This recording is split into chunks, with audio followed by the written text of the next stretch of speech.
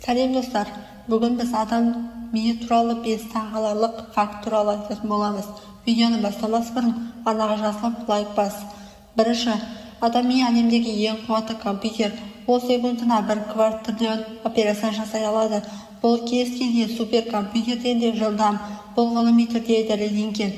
Екінші, миы өзін-өзі емдей алады. Жарақат алғаннан кейін де нейрондар арасындағы жаңа байланыс пайда болуы мүмкін. Бұны нейропластика деп атайды. Үшінші, адам миының 60% майдан тұрады. Бұл оны адам денесіндегі ең майлы орган етеді. Төртінші, біз ұйықтап жатқанда да ми ешқашан демалмайды. Керісінше, ол ақпараттарды сұрыптап, есте сақтау жүйесінің күшейтуіне айналысады. Бесінші, адам миы секундына 11 миллион ақпарат қабылдай алады, бірақ біз оның тек 40-ын ғана саналы түрде байқаймыз.